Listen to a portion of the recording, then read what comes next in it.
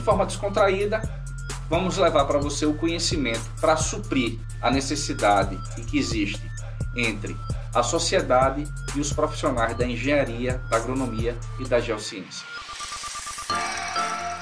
E aí, quer construir? Fala pessoal, Luiz Diego aqui gravando mais um podcast. E aí, quer construir? Hoje com minha amiga engenheira civil Joana. Uma satisfação tê-la aqui presente. Eu sei que é difícil sua agenda, mas você se deu esse espaçozinho aqui para poder elucidar aos nossos telespectadores sobre orçamento e licitação, que é uma coisa que dá muita dor de cabeça, mas Joana aqui é especialista nisso. Mas quero pedir licença, Joana, só para pedir para os amigos que assistem a gente e não se inscrevem, né? Gosta do vídeo, dá aquele like, mas não se inscreve. Então, se inscreve aqui no nosso canal, o CCC, curte, comenta e compartilha.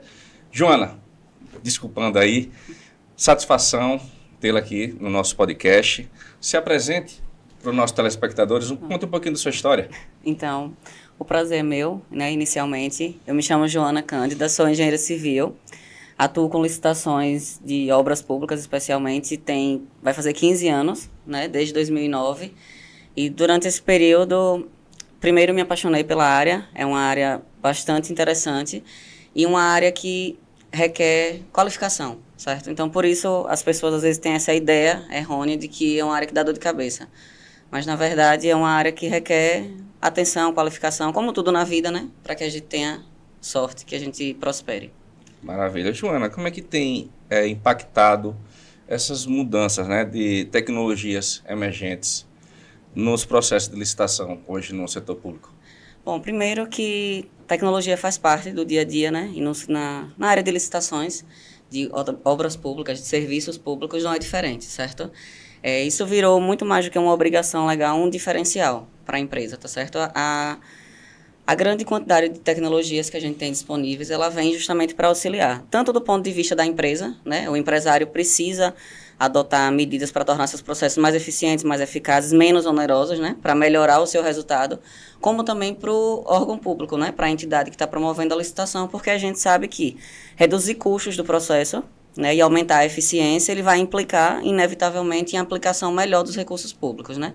Então, hoje, atualmente, a gente está vivendo num cenário onde é preciso adotar. Então, o poder público, por força, mesmo por imposição legal, está tendo que tornar seus processos mais tecnológicos. Então, a gente hoje, com a nova lei, tem os processos eletrônicos, né, a questão da transparência, do rigor maior, principalmente do ponto de vista de tecido eletrônico mesmo, da inteligência artificial, e também as empresas que precisam se adequar a isso, primeiro para atender a lei e, em um segundo momento, para se tornar um diferencial no mercado, né? Um mercado cada vez mais competitivo. Você acabou dando esse gancho para a gente aí sobre essa questão da transparência, né? Como é que está em termos da transparência, né? As tendências da transparência e o compliance, né, das licitações atualmente? Perfeito. O compliance, ele, por definição, ele significa um conjunto de ações para fazer você ficar em conforme com regras, com regulamentos, com leis, etc., certo? Dentro dos princípios do compliance está justamente da transparência. A gente tem a questão da governança, né? Que ele impõe à empresa que ela tenha uma estrutura definida, com um papel definido e também com criação de mecanismo de monitoramento e controle, certo? Nessa ideia do compliance, a gente tem, dentre outras situações, a questão da transparência.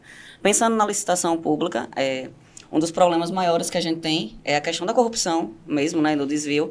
Então, a lei 14.133, a nova lei, que não é tão nova assim, ela traz justamente o maior rigor e a exigência na questão de transparência. Então, hoje, os processos, desde os processos mais simples, como a dispensa de licitação, por exemplo, que são destinadas para contratações e aquisições com menor valor, obrigatoriamente precisam ser publicados em um portal nacional. Ele vai ficar disponível, né, para controle social, para controle dos órgãos públicos e etc. Então, nesse cenário de legislação nova, a gente tem um rigor muito maior na questão da transparência e do compliance. E o compliance, propriamente dito, ele é uma exigência legal, então as empresas vão precisar estabelecer, fazer dentro das suas organizações o compliance para atender a legislação.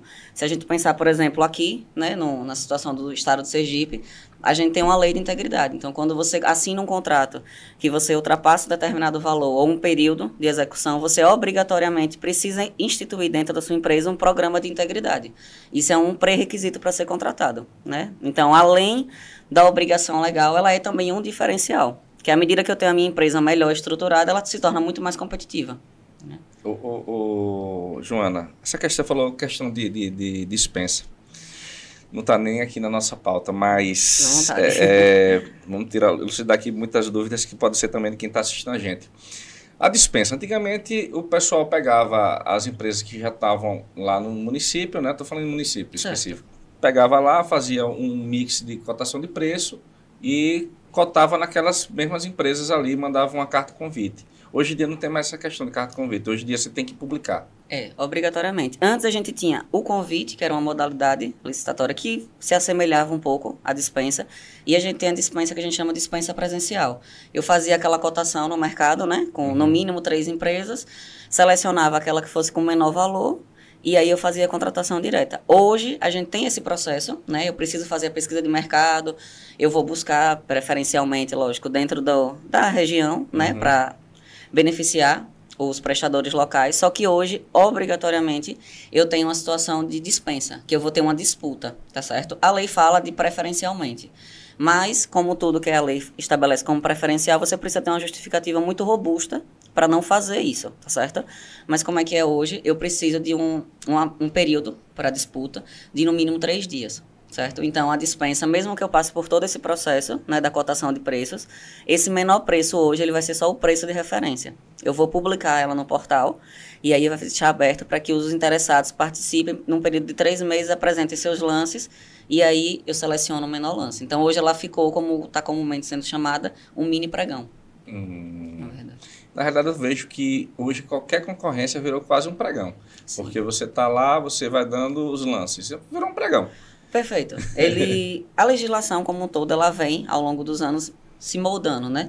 Então, a gente tem a 866, que era a legislação mais antiga, né? Que fez 30 anos no ano passado. Aí a gente teve, alguns anos depois, a lei que instituiu a modalidade pregão. E mais recente, quando a gente teve a lei das estatais, por exemplo, a 13.303, que é de 2016, ela já trouxe muito do modelo de pregão para ela. Então, aquela inversão das fases, né? Os lances, a fase recursal única. E a lei, a 14.133, ela acabou fazendo um compilado de tudo isso. Então, o processo, a concorrência, por exemplo, hoje, está bem parecida com o pregão. E aí traz vantagens e desvantagens, né? Verdade. O que você pode pontuar para a gente das diferenças significativas entre a 866 e a 14.133? Né? Então, primeiro eu mudo a forma que eu vejo meu processo, né? Então, fica bem claro que o legislador agora, ele trouxe um processo mais dinâmico, mais célere, em contrapartida, um processo com rigor maior, certo? Então, eu tenho uma inovação que na 866 eu não precisava de nenhum pré-requisito para licitar. Hoje, os órgãos precisaram tomar uma série de ações prévias. Então, eu precisei fazer um regulamento, editar. Eu preciso obrigatoriamente capacitar meus servidores. Eu preciso melhorar a minha infraestrutura. Hoje eu estou trabalhando com inovação tecnológica, com processos eletrônicos. Eu preciso de uma rede, né, de uma estrutura melhor dentro dos órgãos como um todo. E, além disso, eu tenho planejamento, né? Então, a lei nova, ela traz tanto pela quantidade de vezes que a palavra se repete na lei, como virou um princípio, eu deixei mais robusto o meu processo de instrução. Por quê? Qual é o maior questionamento, qual é o maior problema de licitações públicas, né? Vamos pensar agora na situação de obras. Eu tenho projetos mal elaborados, né? Orçamento feito em cima de estimativa, às vezes de projetos que não existem, então eu tenho uma execução muito mais complicada, uma necessidade maior de aditivos e etc. Então agora a lei traz uma obrigatoriedade, eu preciso pensar mais nesse processo, planejar mais esse processo. Então, surgiu o ETP, surgiu uma matriz de risco. Além disso, os processos ficaram eletrônicos, então eu tenho uma maior transparência, certo, nesse processo.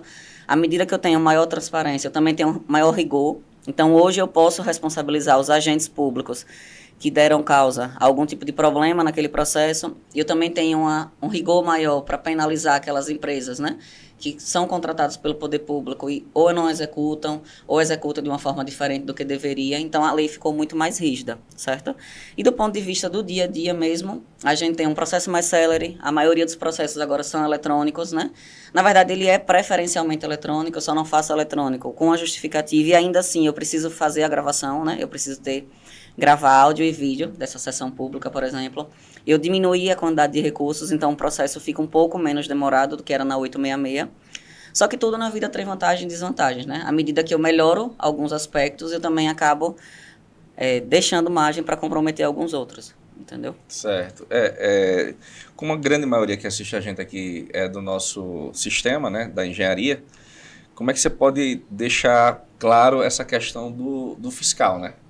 Do projetista, que a nova lei ela também penaliza esses profissionais, né? Inclusive, a gente tem um artigo na lei que ela fala que quando ela está tratando sobre alterações contratuais, sobre os nossos conhecidos aditivos, ele fala que em uma das situações, né, que se o que motivou a realização daquele aditivo para ajuste de planilha, por exemplo, acréscimo, né, de quantitativo de serviço, etc., for sido causado na fase de projeto, existe sim a possibilidade de apuração de responsabilidade para culminar na responsabilização daquele projetista, por exemplo, daquele orçamentista que foi responsável pelo projeto ou pelo orçamento, tá?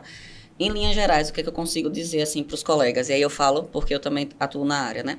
Precisa de um maior rigor, certo? A gente precisa ter mais cuidado, mais cautela na hora de elaborar os projetos, na hora de elaborar aqueles orçamentos, na fiscalização propriamente dita, tá certo? Porque agora a gente tem como é que eu posso explicar assim? A gente tem escrito na lei uma responsabilização. Então, a tendência é que os órgãos de controle, por exemplo, acabem atuando mais nesse ponto, certo? Então, alguns colegas podem acabar sendo responsabilizados. O que a gente tem hoje no dia a dia?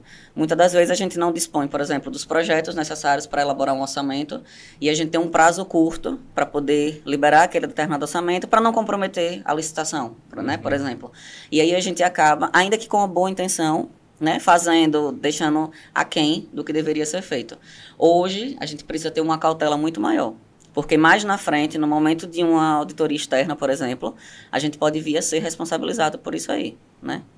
Fica esse toque aí pro pessoal que gosta de fazer de qualquer jeito, né? Sim. Tem aquele que gosta de fazer de qualquer jeito, infelizmente, que assume o risco, mas tem aquele outro que às vezes não gosta, mas se sente levado a fazer isso, né, para não comprometer. Às vezes a pressão, a questão do recurso, essa questão toda, a gente tem um prazo de um convênio que vai perder, etc. Só que às vezes a gente ajuda aqui, mas na frente a gente está criando um problema maior. Para todo mundo, né? Porque cria um problema para quem vai executar aquela obra que não vai ter, cria um problema para a administração, porque vai precisar fazer ajuste naquele contrato, e cria um problema para ele também, né? Porque pode vir a ser responsabilizado. E na ponta a sociedade que deixa de ter essa obra pronta. Quais são os desafios mais comuns enfrentados das empresas durante o processo de licitação? E como é que você pode dar o toque de como superar isso? O primeiro deles, o maior de todos, qualificação, certo? Principalmente se a gente for pensar em construtora, erroneamente existe uma ideia de que é só o preço, eu só preciso conhecer a parte técnica, eu não preciso conhecer a parte legal do processo. Só que quando eu estou falando de licitação, certo? Muitas das vezes a parte legal mesmo, conhecer o processo, o procedimento, quais são as fases daquele processo, é muito mais importante até do que a execução. A execução, logicamente, a técnica é indiscutível, mas no momento da execução contratual. Quando eu estou falando de licitação, eu preciso ter esse cuidado, conhecer o procedimento mesmo, né? As etapas, as fases e etc. Então, o que é que eu vejo hoje de maior dificuldade nas licitações? Primeiro, a questão de montar o acervo, né? Então, as empresas, elas pecam um pouquinho nisso, se preocupam muito com documentação mais da parte fiscal, né? Contrato social, certidões, a parte de balanço comercial, mas pecam um pouquinho na parte de qualificação técnica. Então, eu preciso montar o meu acervo, eu preciso ter um acervo mais robusto. Então, eu tenho que ter o cuidado de registrar todos aqueles serviços que eu faço, né? Às vezes, a gente só procura atestado, só procura registrar acervo de obras públicas, né? Mas o que eu executo também dentro da iniciativa privada faz diferença, tá? Então, quando eu tenho um acervo mais robusto, eu consigo participar de outras licitações com uma exigência maior, certo? Então, eu fujo, por exemplo, um pouquinho daquelas empresas aventureiras, que por não ter esse preparo todo, acabam não participando. E a outra situação é o estudar da lei mesmo. A pessoa que é responsável por conduzir o processo licitatório dentro da empresa, ela precisa ter esse diferencial para saber o quando agir, quais são as fases que ela faz, fazer uma impugnação, saber recorrer e etc. Para não ficar sendo conduzida pelo processo e sim ela poder conduzir. Você falou essa questão do acervo da parte privada, só que ela tem que ser oriunda de uma empresa, né? Sim. Um contratante particular, um CPF, essa CAT não tem valia, né? Não, ela não tem. A gente precisa que ela tenha se demitido por uma pessoa jurídica, de direito público ou privado, né? Mas muitas das vezes a gente faz o mesmo serviço para pessoa jurídica, por exemplo, não tem um cuidado de pegar um atestado, porque às vezes o contratante não tem um corpo técnico e não tem o engenheiro para validar esse atestado, a gente sabe que o conselho exige isso, só que por desconhecimento, por exemplo, que eu posso ter um engenheiro de fora que não faz parte do corpo da contratante, por exemplo, emite um laudo, atesta que meus serviços foram executados e eu consigo essa CAT, entendeu? Então, a gente luta lá no Confia, enquanto conselheiro, justamente isso aí, não necessariamente ter esse laudo, né, de um engenheiro terceirizado, porque se você está atestando, é aquele negócio, é fé pública, né? Se você estiver falsificando, você vai responder por aquilo. Sim, certeza. Então, a gente luta bastante sobre isso daí, mas ainda são estudos, ainda e tem que ter essa questão Hoje do laudo. ainda é exigido, né? Isso. Qual é o papel da licitação sustentável no contexto atual da economia global? Hoje a gente tem uma situação, que aí a lei também vem alinhada com isso, que a gente traz a sustentabilidade, certo? Para dentro do processo. Sustentabilidade, ela precisa ser vista não só do ponto de vista ambiental, mas eu também tenho o econômico e o social, certo? Então, eu preciso pensar em sustentabilidade com esses 3 viés, tá? Então, a administração pública, quando eu estou elaborando, quando eu estou instruindo um processo licitatório, eu preciso buscar, trazer para esse processo, né? Na hora de especificar esse objeto, critérios relacionados a isso. Então, eu preciso fazer uma contratação que venha a agregar não só o ponto de vista econômico, que é o que é mais conhecido, que a gente mais busca, mas também a parte ambiental e a parte social, tá? Isso aí é um trabalho que precisa ser melhor desenvolvido, né? Principalmente junto àquelas pessoas que fazem a fase interna, a fase preparatória de uma licitação. Porque a licitação, ela só vai estabelecer esses critérios caso ela tenha sido pensada com esses critérios. Quando a gente pensa hoje em preço, a gente tem o entendimento errado de que o menor preço é o suficiente. Não. É o menor preço dentre aquelas propostas que atenderam os critérios estabelecidos em um edital, certo? E o edital, ele nasce de um termo de referência, de um projeto básico, de um ETP, tá certo? Onde nele eu preciso incluir esses critérios. Por que a licitação ela tem um papel tão importante na consolidação dessas licitações, construções sustentáveis, de uma forma geral? Porque se a gente parar para ver o volume de licitações que a gente tem hoje, o poder público é o maior cliente, se a gente pensar assim, porque diariamente são publicados diversos processos dos mais variados portes para os mais diversificados objetos. Então, a partir do momento que as licitações elas agregam essa parte sustentável, elas vão fazer com que as empresas se adequem a isso aí, né? Porque elas vão precisar estar alinhadas a isso para atender o que está previsto no edital, e a gente tem um mercado que trabalha um pouco melhor nisso. Você falou essa questão do social, né? Como é que influencia na questão da decisão da licitação? Então, eu só posso, qualquer critério, né, na hora de decidir, de selecionar um fornecedor, ele só pode ser adotado se ele já tiver previsto no edital, tá certo? Eu não posso, na hora da seleção dos fornecedores, por exemplo, estabelecer nenhum critério, ainda que seja social, ambiental, econômico, etc. Então, o que é que a gente pensa hoje na parte social? Por exemplo, a gente tem situações onde pode ser, né, por lei, a lei permite que eu estabeleça critério de desempates, por exemplo, de empresas que adotem situações sustentáveis, de empresas que têm um histórico melhor, né? A gente tem legislação, no estado de Sergipe, por exemplo, tem legislação que ela pode direcionar vagas, né? Uma parte das suas vagas de contratação, por exemplo, para vítima de violência doméstica, para pessoas com deficiência, etc. Então, eu posso pensar, de acordo, lógico, com o meu objeto, com a especificidade do objeto, como é que eu venho e vou agregar essas situações. E aí eu trago isso para dentro da minha fase preparatória e levo para a minha licitação. A gente falou lá no começo sobre essa questão da digitalização, né? Do processo licitatório. Como é que elas são conduzidas? Se você puder... Então, hoje a gente tem... Especificar um pouco mais, né? Hoje a gente tem uma situação que, por lei, todos os processos licitatórios, e isso inclui também as dispensas, por exemplo, a inexigibilidade, elas precisam ser lançadas no PNCP, né, que é o Portal Nacional de Contratações Públicas. Então, por lei, exceto aqueles municípios até 20 mil habitantes, os processos precisam ser publicados nesse portal, tá certo? Isso inclui tanto a licitação quanto a parte de contratação, e na questão de obras, durante as medições, os pagamentos, esses documentos também precisarão ser disponibilizados no portal de contratação, tá? Então, hoje eu tenho um processo que ele é público. Já era público antes, mas agora ele vai ser de fácil acesso, porque ele vai precisar obrigatoriamente estar nesse portal, né? Então, onde é que entra aí? Entra primeiro a preparação do órgão. O órgão precisa ter uma preparação, pessoas preparadas, também máquinas, eu preciso de hardware, de de software preparado, né, disponível, que consiga atender essa minha necessidade. E tem a situação dos portais também que fazem, né? A gente tem alguns portais que são mais conhecidos e tem um portal do governo federal que é o compras.gov, tá? Então, de uma forma geral, não é um processo complexo, são programas fáceis de se utilizar, né? Que o órgão, né, lógico, com seus servidores habilitados e etc., eles fazem o lançamento das informações e de forma bem simples fica disponível para todo mundo. A realidade do BIM não é de hoje. Não. Porém, no Brasil, parece que nasceu ontem. E Exato. a dificuldade de ser implantado. Como é que está a questão aqui no Estado? Engatinhando. Está engatinhando. A lei, a 1433, ela traz novamente essa situação do BIM, que como você bem pontuou, não é de hoje. A gente já tem vários decretos que trabalham na estratégia de disseminação do BIM, etc., né? Inclusive com um calendário, né? Que um certo período eu teria que ir trabalhando esses processos públicos, mas a realidade é que hoje ainda não é exigido, né? A gente espera que isso venha a fazer, porque a adoção da metodologia BIM, né? Ela vai melhorar, principalmente esse processo de planejamento, né, de concepção do projeto como um todo. E aí vai ficar cada vez mais alinhado o que a lei preconiza, né? Pensar no ciclo de vida do objeto, pensar no planejamento da contratação e tudo. Mas, infelizmente, hoje não é a realidade. Se a gente pensar no poder público, ainda não está acontecendo. Nem no governo federal, efetivamente. Na sua visão, quais são as oportunidades e os desafios trazidos na globalização do contexto de licitações?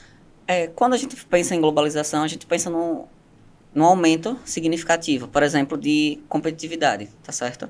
Só que aí, nesse sentido, a gente tem uma melhoria, lógico, né? Porque você aumenta a competitividade, você abre mais oportunidades, claro, mas do mesmo forma que isso traz um ganho, isso também acende um sinal, certo? De alerta, porque quando a gente pensa em determinados objetos, à medida que a gente amplia muito essa questão da licitação, a gente também acaba correndo maiores riscos de você contratar uma empresa de fora, certo? E essa empresa, em um determinado momento, rever a situação e não vir executar o serviço, tá?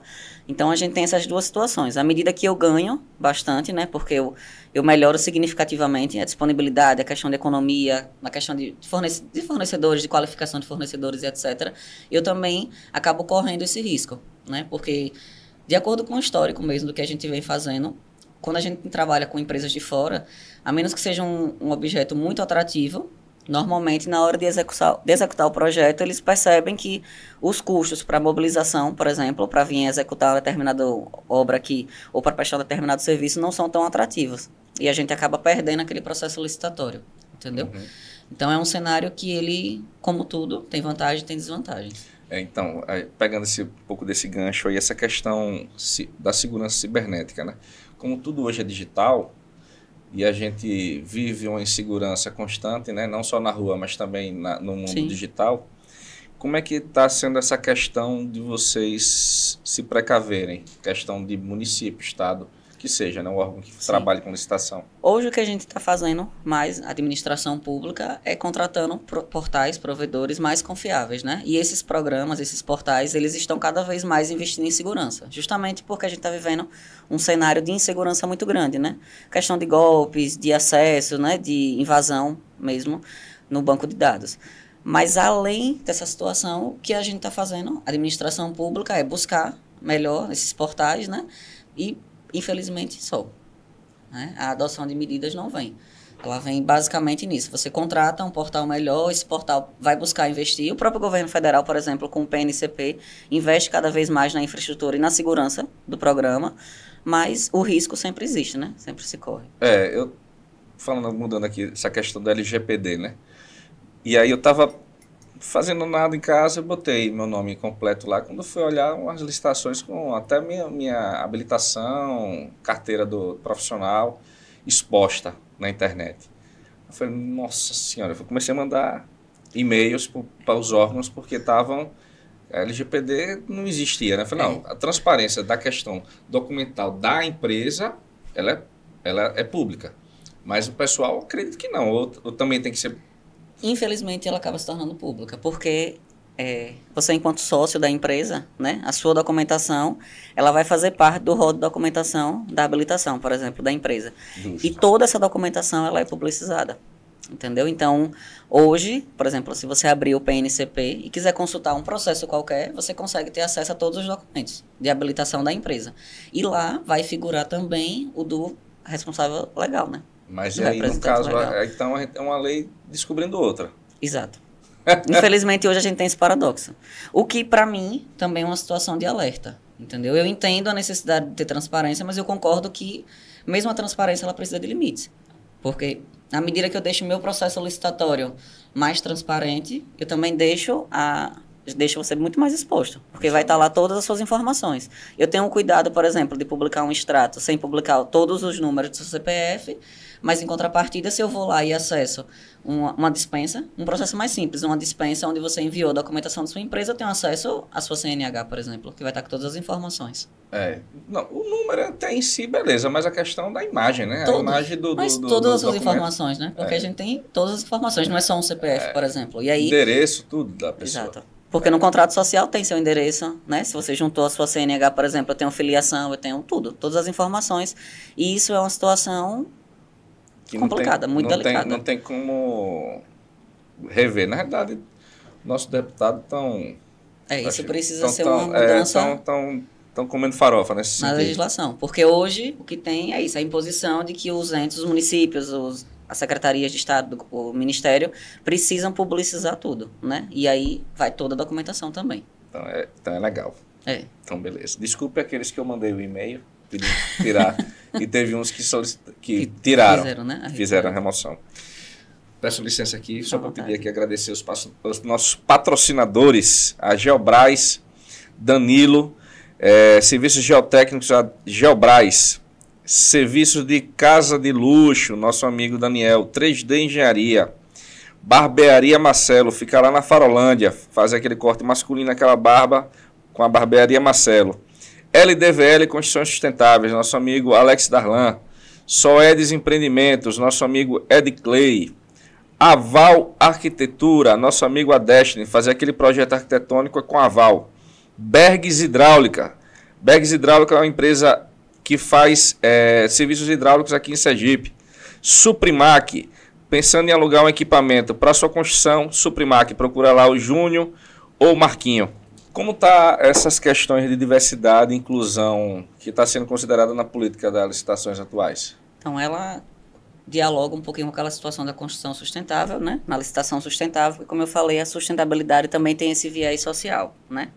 Então, eles vão caminhar próximo ali, né? À medida que eu estabeleço critérios de sustentabilidade da minha contratação pública como um todo, né?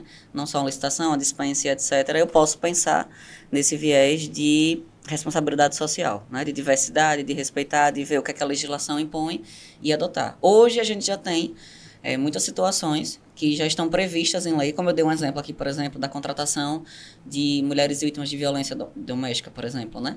E aí eu só preciso conhecer e agregar isso no meu processo licitatório, né? Mas a gente esbarra naquela situação que hoje, mesmo com a lei já em vigor, né, e com a saída, em definitivo, da 866, infelizmente os processos não estão sendo instruídos, pensando e abordando todos esses aspectos, né?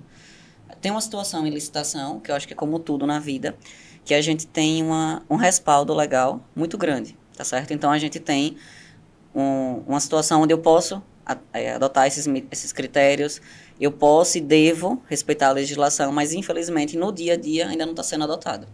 Tá? Quais são as práticas recomendadas para garantir uma integridade das oportunidades nas licitações? Vou falar agora enquanto empresa, enquanto administração pública. A administração pública não tem outra alternativa senão modelar, desenhar melhor esse processo de contratação, certo? É trabalhar mesmo na fase preparatória para que você tenha um processo mais redondo possível. Falo tanto na situação de obra quanto na situação de serviço. Eu preciso conhecer meu objeto, eu preciso especificar ele da maneira mais correta, estudar soluções possíveis, e aí quando eu escolho aquela solução que melhor atende a minha necessidade, eu preciso modelar e desenhar ela da melhor maneira. Por quê? Aí eu vou conseguir estabelecer critérios para selecionar fornecedor da forma mais assertiva. Eu vou poder fazer dentro da legalidade, lógico, dentro do que a lei permite, eu vou estabelecer critérios que afastem aqueles licitantes aventureiros que acabam trazendo muito mais prejuízo do que oportunidade, certo?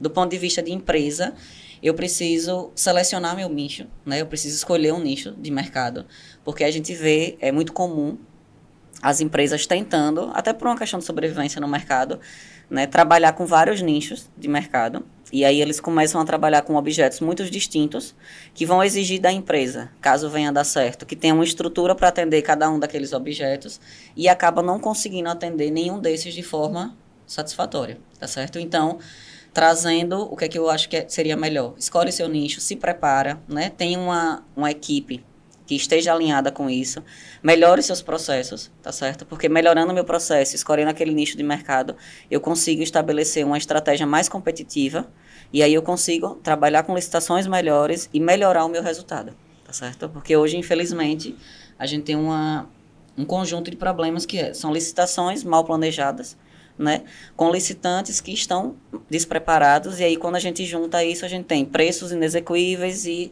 execuções das piores qualidades possíveis, ou prestação de serviço também. Eu acredito que essa parte de que você falou, preço inexequível, tem que existir uma punição para tanto não só para o dono, mas também para o engenheiro que faz parte desse quadro dessas empresas. Porque o que a gente vê na prática? Falando agora na prática, que você sabe que eu sou empresário nessa parte de pública, que faço obra pública, só então vivencio essa questão de licitação sempre. O que a gente vê? Vou dar um nome aqui. Joãozinho abre uma construtora A, coloca José para ser engenheiro. Aí quebra aquela empresa, a construtora A abre uma construtora B e bota Zezinho novamente para ser engenheiro da construtora B. Quebra de novo, vai para a construtora C e assim sucessivamente. E não tem punição. Nessa lei certo. Agora, a gente pode enquadrar também na parte da empresa e não só da parte pública? Não. Para responsabilizar o responsável técnico, a gente precisa de um problema de ordem técnica. Vou dar um exemplo. A gente tem uma empresa A que ganhou um contrato para fazer um prédio, certo? Aquele profissional, aquele responsável técnico, ele vai vir a ser responsabilizado se a gente tiver um problema técnico da parte executiva certo. Mesmo, tá? Ou se em alguma situação ficar demonstrado que ele fazia parte do corpo diretivo da empresa, tá certo? Mas de forma geral, não. A gente acaba responsabilizando o responsável, o representante legal, né? O dono da empresa. O que a gente tem hoje de melhoria é que uma coisa que é muito comum também é que a empresa quebrava e a gente vinha com outro sócio, né? Que era do mesmo laranja, grupo. Né? Só que aí hoje a gente pode descaracterizar isso, né? E entender como grupo. Mas, por exemplo, quando eu trago com um laranja, isso dificulta um pouquinho mais, tá certo? Mas o que eu falo com essa questão de responsabilização, eu acho que antes desse problema do engenheiro, a gente tem um problema que é o seguinte: na 866 já existiam, né, a possibilidade de várias medidas de sanção. Né? Até, por exemplo, a mais severa, que era a declaração de inidoneidade. Né? O que é que existe aqui? E aí fica muito maior no município, mas a gente percebe em órgãos maiores também, que entre a fiscalização, por exemplo, pontuar que houve um problema, você fazer aquele processo administrativo até culminar na aplicação da sanção, isso ou não existia ou se perdia no caminho. Então ficou a cultura da impunidade, acabou dando um conforto maior para essas empresas, entendeu? Mas assim, a situação, os instrumentos, ainda que sejam falhos, né, que não atendam à sua totalidade, mas a gente tem sim hoje ferramenta para aplicar sanções nesses licitantes, tá certo? Ou nessas empresas que são contratadas. A gente precisa começar a fazer. E aí, trazendo a experiência também, por exemplo, de órgão público, é muito comum um órgão que tem a cultura de levar esse processo à frente, né, para culminar na aplicação de uma sanção, ele é um órgão que a empresa, que já tem a cultura de não executar aquele contrato, ele não vai procurar. Ele pensa duas vezes. Ele vai normalmente para uma prefeitura que sabe que acaba não aplicando esse processo sancionador, porque ele sabe que ali, se der algum problema, ele vai sair ileso. Entendeu? Então, a gente precisa começar a colocar isso em prática. Eu não gosto dessa palavra de punir, né? Eu não gosto de multar essas coisas. Mas tem que ser feita alguma coisa, porque assim, a questão do canetinha, que a gente chama, que é aquele engenheiro que só fica, ele não executa nada, ele só fica no sugêneres, né? Ele não aparece, nem sabe onde ficam as obras. Mas ele está lá na empresa, se você olhar, tem que estar assinando por 10. Porque a nossa legislação, ela não permite que você trave, né? Tem as resoluções do CONFEA, mas a lei está acima, então se o cara botar na justiça, ele assina por 50, se ele quiser, ou até mais. Que tem caso até na Bahia, salvo engano, não é engenheiro civil, é um engenheiro, salvo engano, eletricista, ele assina 300 e poucas empresas de telecomunicação. Humanamente impossível. Então, assim, ele não fiscaliza nada, mas ele está lá usando o nome dele, tirando serviço de outro colega, né? Porque ele está assinando por 300 empresas, então seriam 300 engenheiros empregados. Mas é o Brasil, e é a realidade que a gente trabalha. A gente deveria ter alguma coisa, até conversei até com o nosso presidente Deus sobre essa questão, se ele não podia levar para o colégio de presidente alguma ideia para poder ver se sai alguma coisa do papel, porque só tem ideia e não sai. Entendeu? E tem que aproveitar essa questão do nosso Vinícius, o presidente do Confer, tem uma boa relação com o vice-presidente da República, com o Alckmin, para poder ver essa questão, se pode se fazer alguma coisa. Porque do jeito que está, para quem trabalha certo, está complicado. Não, eu concordo que a gente precisa endurecer, e eu acredito que o responsável técnico precisa ser responsabilizado, né? Responsável técnico não é meramente uma figura que assina a planilha orçamentária, que precisa assinar um boletim de medição e que sequer vai na obra, né? Que assina por várias empresas e que acaba, assim, comprometendo a situação do sistema como um todo, né? Eu acredito completamente nisso, mas eu também acredito que a gente precisa começar a trabalhar dentro do que a gente tem hoje para tentar diminuir, atenuar isso aí. E aqui, o CREA, aqui de Sergipe, por exemplo, ele tá tendo uma atitude muito interessante, que outro problema que a gente tem em licitação é a questão de falsificação de atestados, né? A gente tem muitas empresas, eu, enquanto órgão público, já trabalho. Eu tive um exemplo, por exemplo, que uma determinada empresa apresentou um atestado para uma licitação. E aí, em uma outra licitação, ela apresentou o mesmo atestado, a mesma obra, com o mesmo município, com serviços diferentes. E chamou a atenção porque, além do intervalo ter sido pequeno, entre um e outro, era de um município que eu conhecia, o engenheiro. E aí, eu procurei saber, e aí, essa pessoa disse, eu não assinei nenhum e nem outro. Entendeu? Então, assim, são vários casos. E o CREA, aqui, por exemplo, ele buscou vários órgãos e ele se disponibilizou que numa situação dessa, para fazer a comunicação, a denúncia, junto ao conselho, que o conselho vai buscar, inclusive levando para a polícia e etc. Então, isso é uma situação que a gente precisa fazer acontecer e, nesse caso, é responsabilizado. Entendeu? Então, além de pensar em novas estratégias, né, do ponto de vista de melhorar a legislação, a gente precisa começar a colocar em prática o que a gente tem hoje disponível. Joana, essa questão das PPPs, né? Antes, um tempo atrás, estava mais em evidência, mas ainda é uma realidade que vem corriqueiramente no Brasil. Como é que está influenciando essa questão no cenário aqui? A PPP, a parceria público-privada, ela é uma excelente iniciativa. Só que ela tem algumas situações que acaba se tornando vantajoso e em determinadas situações acaba se tornando um pesadelo, certo? Então, na PPP, a gente tem uma situação onde a iniciativa privada vai conduzir, vai prestar aquele serviço, né, vai executar, e o governo, o órgão público, ele vai receber uma remuneração, tá certo?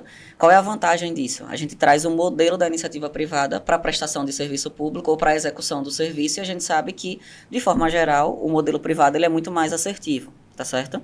Outra situação é que a empresa da PPP ela vai ganhar em cima de resultado. Então, ela vai trabalhar para que aquilo ali que ela está prestando o serviço, a obra que ela esteja executando, ela seja o mais rentável possível, tá?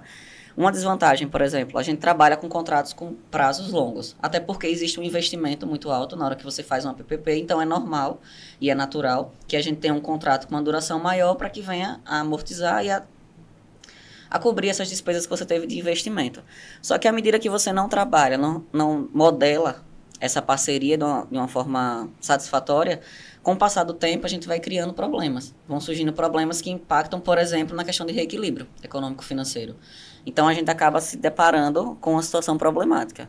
Mas a PPP ainda é uma alternativa muito boa, principalmente para aqueles objetos que são mais complexos, né, que envolvem investimento maior, e que a gente sabe que a iniciativa privada, além de ter a capacidade de investir, porque o poder público não necessariamente teria como fazer aquele investimento inicial, e ela pode conduzir um processo como um todo.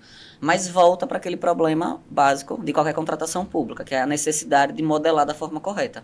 Porque se a gente fizer só por fazer, não dá certo. Inclusive, hoje, na lei nova, a gente tem uma nova modalidade, que é o diálogo competitivo. Então, em situações que a gente precisa de uma solução diferenciada, vamos falar assim de uma forma geral. Então, a administração pública chama a iniciativa privada para discutir a solução. É um diálogo competitivo para licitações, lógicas, que sejam mais específicas, né, que tem essa necessidade maior. A gente tem uma modelagem mais complexa dessa licitação, mas já existe. É uma inovação que a gente está trazendo, de um modelo internacional, por exemplo. Né? Mas a gente tem isso hoje, aqui, a possibilidade. Maravilha. Só licença aqui, nosso amigo Murilo, nosso produtor, chegou atrasado, ele está devendo agora a segunda pizza, porque a gente tem uma coisa aqui, uma brincadeira interna, que quem deixa tocar o telefone, ele paga a pizza. Eu quero saber quando é que ele vai pagar essa pizza. Agora, eu estou de regime, vai pagar pelo menos uma bolacha de aveia e mel. Melhorou. Quais são as tendências mais recentes em termos de avaliação de proposta durante o processo de licitação?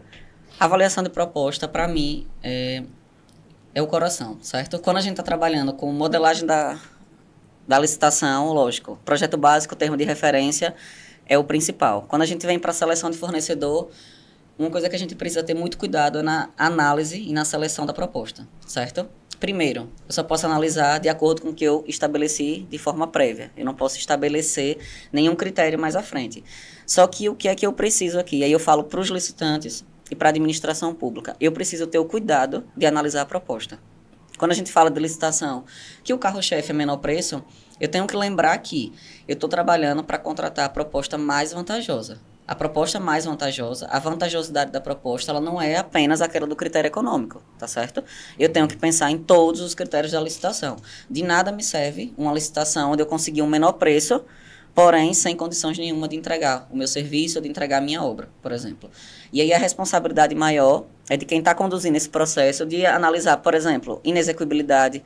Aqueles preços que estão ali ofertados, eles são inexequíveis? A lei traz um limite, né? Hoje na 1433 é de 25% de desconto, na 866 era de 30% de desconto. Mas aquela questão da média que tinha de 50%? Não tem mais. Não existe mais. Na 866 eu trazia 70%, né, dos preços, ou do menor valor, ou do valor orçado, ou da média aritmética das propostas com até 50%, né? Com 50% maior que o preço. Hoje não tem mais isso. Hoje é 75% do preço de referência, tá? O que a gente tem aqui é que essa inexequibilidade, ela não é direta, tá certo? Então, eu preciso diligenciar para verificar essa inexequibilidade. Só que a gente sabe que uma realidade é que isso não é feito, tá certo? Ou ele é feito de uma forma meramente protelatória. Por exemplo, a empresa A e a empresa B, certo? A empresa A apresentou 35% de desconto. Se eu não posso desclassificar ela direto, né? Só por ela ter apresentado um desconto maior, eu tenho sim a obrigação, o dever de promover uma diligência para aferir a execuibilidade. Então, quando ela traz a documentação para demonstrar essa execuibilidade, eu preciso ter o cuidado de ver se ela trouxe documentação comprobatória suficiente ou se ela fez meras alegações. Porque se eu acato a mera alegação, a minha diligência não está sendo eficaz, tá? E qual é o problema disso? Contrato uma proposta com preço inexequível e mais na frente eu só vou ter problema. Porque a chance desse contrato não ser executado é absurda. Ou de ser executado com critérios muito abaixo de qualidade do que aquele mínimo que a gente deveria. Tá certo? Ou então aquele pessoal que está trabalhando na parte de orçamento está fazendo coisa errada. Porque se o cara baixa 35%, então quer dizer que o orçamento, se ele consegue executar com 35% a menos... Assim, a grosso modo, né? Sim, a pessoa que olha de fora, o cara, pô, 1 milhão, o cara vai lá e, pô, baixou 35%. Você vai, não, como é que o cara baixou 35%? Então, alguma coisa está errada nesse orçamento aqui. Aí tem um problema, e aí eu vou falar, porque eu já trabalhei fazendo orçamento e fiscalizando. A gente tem uma situação que você, quando faz um orçamento, você pensa em como a norma obriga você a fazer. A empresa, quando é contratada, ela quer fazer da forma empírica, cotidiana. Não quer utilizar tudo aquilo que a norma estabelece para que ela utilize, certo?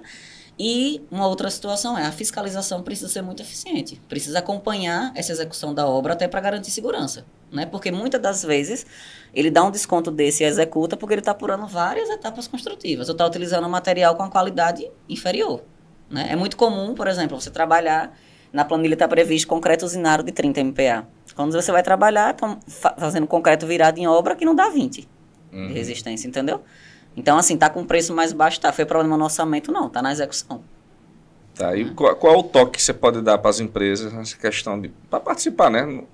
Uma melhor participação hoje em 2024? O que é que eu falo para as empresas que eu dou consultoria, né? Não adianta ganhar qualquer contrato. Ganhar um contrato com desconto absurdo, às vezes é uma dor de cabeça maior para você, tá certo? Procure se qualificar, conhecer a proposta, faça a empresa a análise dos concorrentes e, se for o caso, solicite uma diligência, por exemplo, peça para visualizar a documentação, porque a documentação é pública, que está respondendo, entre com recurso e tente, tá certo? Porque, infelizmente, hoje o mercado do jeito que está e a concorrência eletrônica, infelizmente, ela grava um pouco isso, porque à medida que eu inverto as fases e eu trabalho com preço primeiro, que eu tenho uma fase de lance para concorrência, na angústia, no calor da emoção da disputa, os licitantes vão baixando o preço sem nem, às vezes, fazer o cálculo exatamente daquilo ali, tá certo? Então, eu baixo bastante o preço e muitas das vezes a empresa não tem sequer documentação para ser habilitada. Então, ela só puxou o processo, só prejudicou o processo. Então, faça o seu cálculo antes, saiba até onde você pode ir. À medida que você for, se não ficou em primeiro lugar, tente administrativamente reverter esse quadro, né? Analisar a documentação dos seus concorrentes, usar a ferramenta que a lei dá para você, que é recurso administrativo, questão de diligência, etc. E, infelizmente, tenha aquela inteligência emocional mesmo, tá? Não vá querendo na obra a qualquer custo, porque às vezes você pegar uma obra com 35%, 40% de desconto, você vai ter um prejuízo. Então, infelizmente, não é. É a pergunta que vale R$1 milhão agora, que mais de 200 milhões de brasileiros se perguntam: como acabar com as corrupções nas licitações? Quando descobrir, me conte. Mas, de uma forma geral, a transparência no processo é algo que interfere bastante nisso. À medida que meu processo é cada vez mais transparente, então eu tenho cada vez menos brecha para trabalhar nisso aí, tá certo? Eu tenho transparência no processo licitatório, eu tenho transparência na execução contratual, tá certo? Então, isso com certeza aumenta o controle, né? Principalmente o controle social mesmo, a gente aumenta o controle, então a gente tende a diminuir um pouquinho essa situação de corrupção. Mas, infelizmente, a corrupção ela é algo que precisa ser combatido, tanto na esfera, se a gente pensar na parte de gestão pública dentro do órgão público, como principalmente também nos licitantes. Tá certo? Então, os licitantes precisam também ter essa cultura, porque às vezes eles acham que com determinadas atitudes estão tendo alguma vantagem e mais na frente não é. Mas a corrupção é um problema gravíssimo. O que é que eu acho que melhora, né? Primeiro, transparência, como já está tendo agora, a gente aumenta a transparência, aumenta o rigor e a efetividade na responsabilização mesmo dos agentes que estiverem envolvidos. A gente já falou algumas vezes aqui essa questão dos benefícios, né? Da padronização. Mas qual o contexto geral que você pode falar nessa questão dos benefícios da padronização? Padronizar, quando a gente padroniza o processo como um todo, a gente tende a reduzir alguns erros que se repetem, né? Claro que cada objeto tem uma especificidade e eu não vou poder padronizar 100% de um processo, tá certo? Mas existem etapas e situações, conceitos, normas, enfim, que se aplicam a todos os processos. Na medida que eu padronizo aquela documentação, que eu padronizo os meus processos licitatórios, eu tendo a diminuir esses vícios, tá certo? Essas falhas que acontecem. Então, meu processo tende a ficar um pouquinho mais redondo, tá? Um problema que a gente tem hoje, por exemplo, em órgãos, é que um processo licitatório, às vezes, é completamente diferente de outro, com objetos similares. Vamos pensar em obra, eu tenho um edital de obra que é muito diferente de um outro edital de obra. Por mais que eu esteja trabalhando com objetos distintos, por exemplo, uma pavimentação em uma praça, tem situações que vão se repetir. Né? Eu vou mudar, por exemplo, qual é a minha qualificação técnica, mas a minha obrigatoriedade de exigir um atestado da pessoa jurídica ou da pessoa física não precisaria, né? Então, à medida que eu padronizo, eu melhoro, e aí também tem aquela situação de combater um pouco a corrupção, porque os meus processos vão ficar mais redondos, eu não vou fazer processos imaginando uma situação que poderia acabar restringindo a competitividade. E, além disso, é a celeridade nos processos mesmo, né? À medida que a comissão de contratação está trabalhando com documentos padronizados, ela tende a reduzir um pouquinho o tempo de confeccionar essa documentação, por exemplo. Quais são as expectativas que você vê para o futuro na questão das licitações? Eu acredito que agora a gente vai ter um processo licitatório mais ético, certo? Mais transparente, isso é evidente, né? Um pouco mais, com mais lisura, certo? Como um todo, menos burocrático. Tá certo? Então, vai ser um processo mais eficaz, mais ágil, menos oneroso, tá?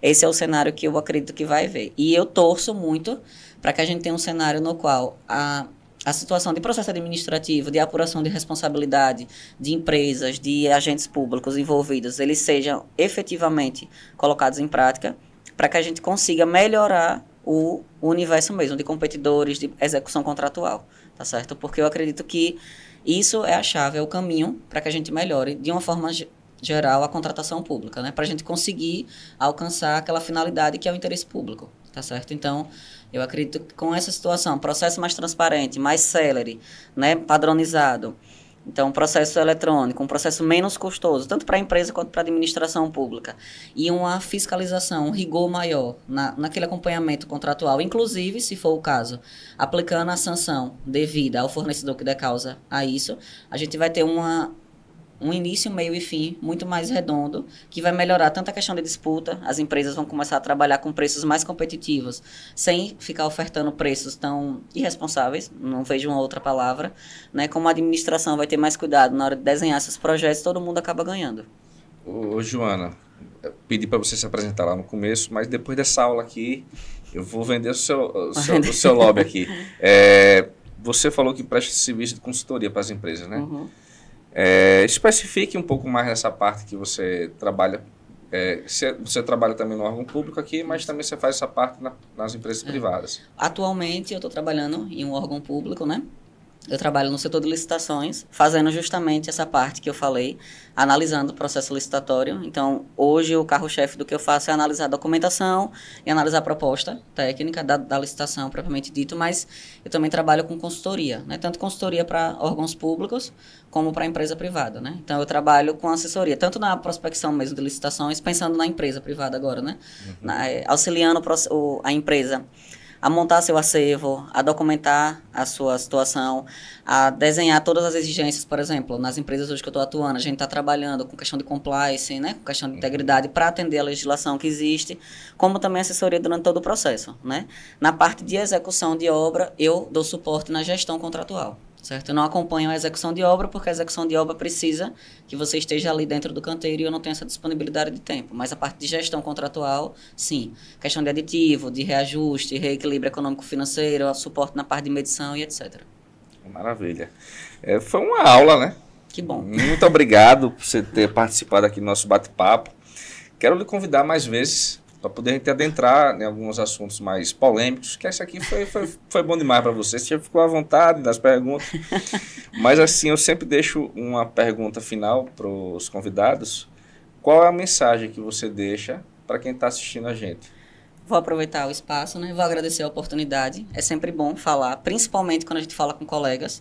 Então, eu gosto muito, porque quando eu comecei a trabalhar lá atrás com licitações, eu nem era engenheira civil ainda, e uma dificuldade que eu tive foi justamente encontrar quem falasse de licitação para engenheiro. Porque a área de licitação é dominada pelo pessoal do direito e esse pessoal não tem tanta familiaridade com obra, né? Então, todas essas ações, para mim, são maravilhosas. Tanto na oportunidade de falar, como na tranquilidade de saber que os profissionais estão cada vez mais capacitados. Profissionais mais capacitados, a gente tem processos muito melhores, tá certo?